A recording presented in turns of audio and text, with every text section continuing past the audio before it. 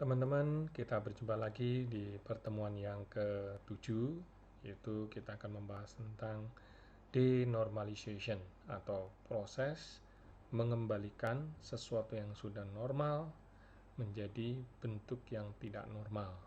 Nah, tentu teman-teman akan bertanya, ada apa gerangan di dalam proses denormalisasi ini? Nah, latar belakang kenapa kita harus melakukan denormalisasi banyak kita jumpai di sejumlah jurnal. Di antaranya beberapa jurnal seperti kalau kita lihat bahwa sangat erat kaitannya dengan proses di mana ketika kita hendak melakukan pengambilan, pengolahan, manipulasi data, tentu akan berpengaruh terhadap yang namanya performance.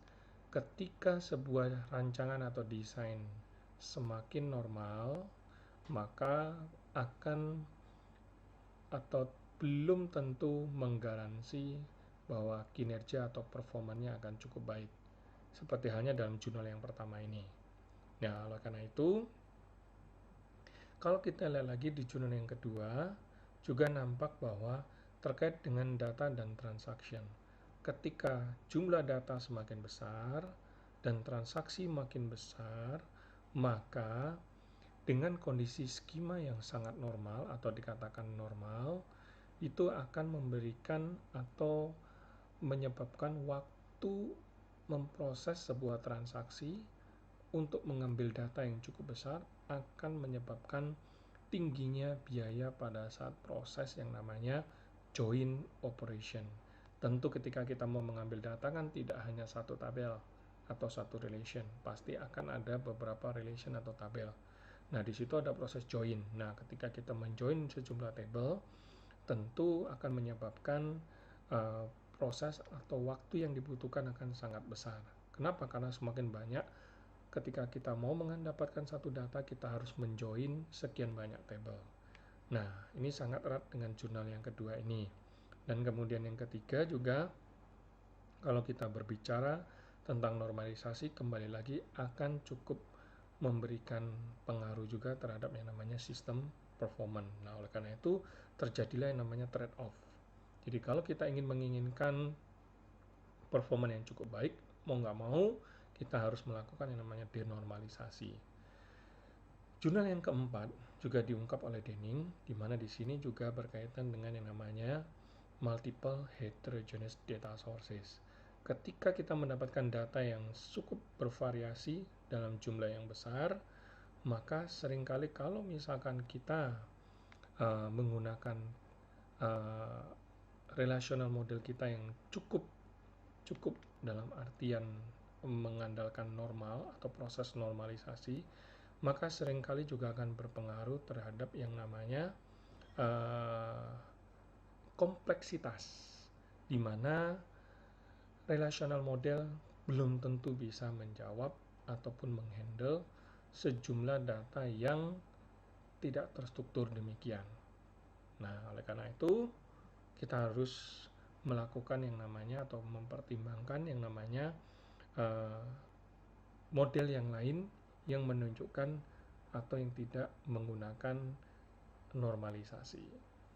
Selanjutnya juga nanti di jurnal yang kelima yang diangkat oleh Thomas berkaitan dengan OLAP, ya, Online Analytical Process Environment. Sering kita gunakan OLAP ini untuk mengelola data yang sangat-sangat huge atau besar, dan di situ akan terjadi banyak proses join, maka seringkali menyebabkan response time yang sangat besar. Nah, oleh karena itu perlu mempertimbangkan seringkali kalau kita melakukan atau menggunakan sesuatu relation atau table yang bentuknya cukup normal, maka akan menyebabkan proses pengambilan data yang lambat. Nah, oleh karena itu kita perlu melakukan yang namanya denormalisasi. Jurnal yang keenam juga mengatakan bahwa untuk supaya bisa meningkatkan dengan cara meminimalkan jumlah banyaknya kita mengakses storage, artinya kalau kita semakin banyak table, artinya akan semakin banyak mengakses storage. Semakin sedikit jumlah table, maka semakin sedikit jumlah mengakses ke storage. Nah, inilah yang digunakan di dalam jurnal ini mempertimbangkan bahwa ketika kita melakukan denormalisasi sama halnya kita mengurangi jumlah akses ke storage.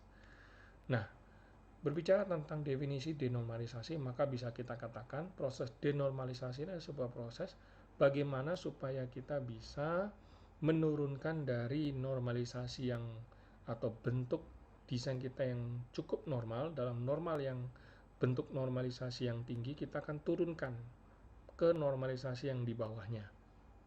Nah, tujuannya apa? Tentu adalah untuk meningkatkan efektivitas dan efisiensi daripada implementasi logical model yang sudah kita buat, sehingga dapat memenuhi semua kebutuhan daripada user, terutama dalam hal seperti yang tadi dikatakan adalah efektivitas dan efisiensi.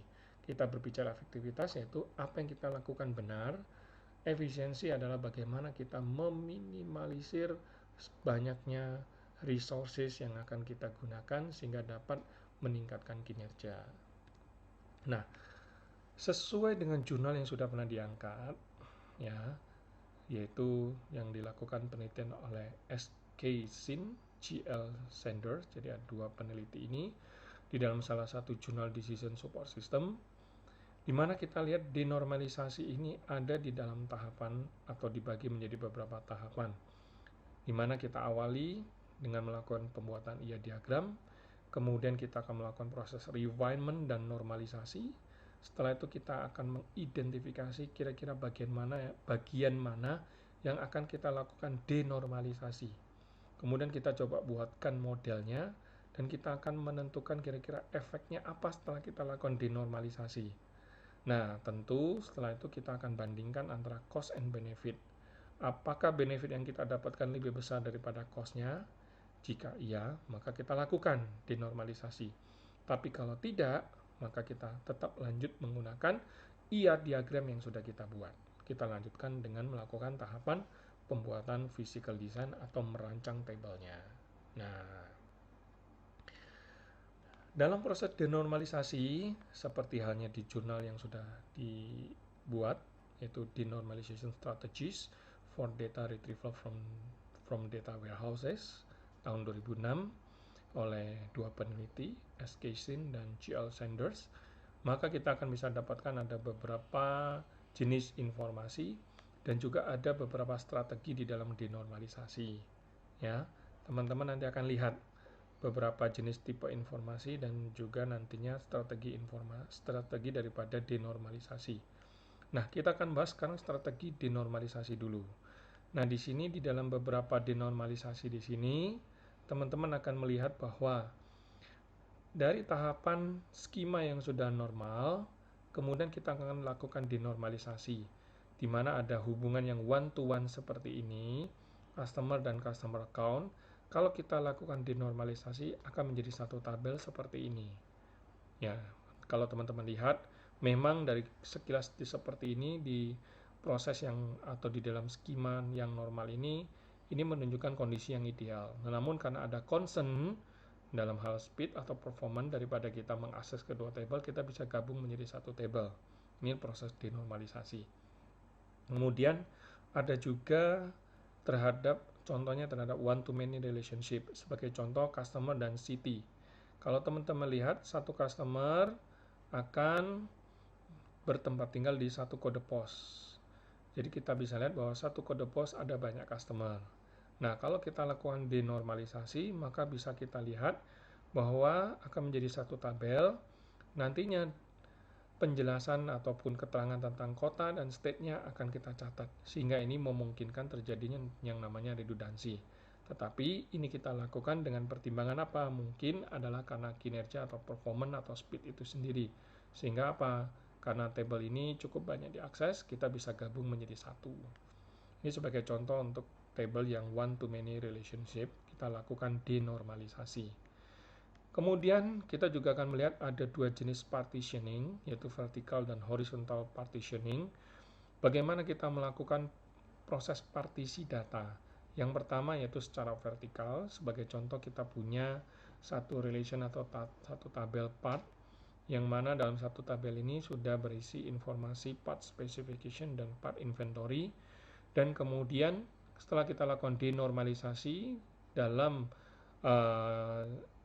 partitioning secara vertikal, maka kita akan dapatkan seperti ini, akan menjadi dua tabel. Loh, kok sebaliknya menjadi dua tabel, Pak?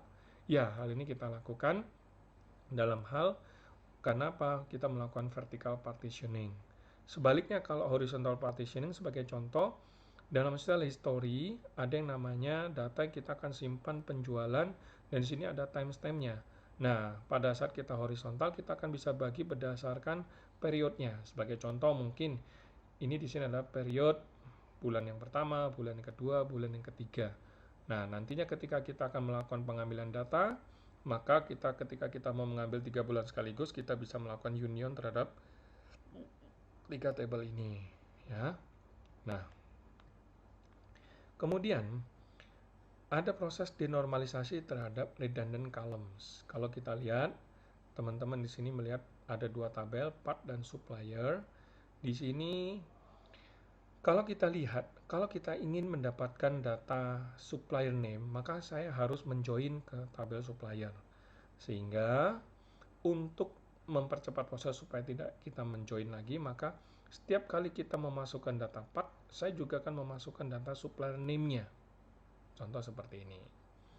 Contoh yang berikutnya lagi, derive attributes. Sebagai contoh, di tabel customer dan order, di mana di sini untuk mendapatkan jumlah banyaknya order atau purchase di sini, saya bisa membuat yang namanya derive attribute dan saya langsung tempel atau saya letakkan di tabel customer, sehingga saya tidak perlu melakukan query. Kenapa? Kalau kita melakukan query akan membutuhkan waktu lagi. Lebih baik saya lakukan denormalisasi dengan cara apa? Kita menyimpannya menjadi sebuah atribut. Nah, ini teman-teman nih beberapa tahapan dalam melakukan denormalisasi. Nah, oleh karena itu teman-teman, bagaimana kita untuk menjustifikasi kapan kita harus melakukan denormalisasi? Teman-teman harus perhatikan yang pertama adalah cardinality relationship-nya, one to one, one to many, seperti apa. Kemudian transactional relationship-nya, vertical partitioning atau horizontal partitioning, nantinya teman-teman akan lihat. Kemudian juga access path required for each transaction or modules. Dan pastikan ketika teman-teman akan melakukan denormalisasi, teman-teman harus lihat bahwa setiap transaksi yang ada, dia akan mengakses ke tabel mana saja dan berapa langkah. Kalau memang langkah itu cukup banyak, kita bisa membuat itu menjadi satu kolom tambahan sehingga kita tidak perlu lakukan itu.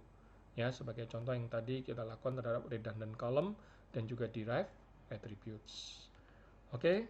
Nah, teman-teman, saya membuka satu diskusi, silakan berikan pendapat Anda. Dari sebuah frase ini, it is often recommended that you should normalize until it hurts. Denormalize until it works. Jadi, coba berikan pendapat Anda tentang frase ini. Setuju nggak Anda terhadap frase ini? Oke, sampai di sini. Terima kasih.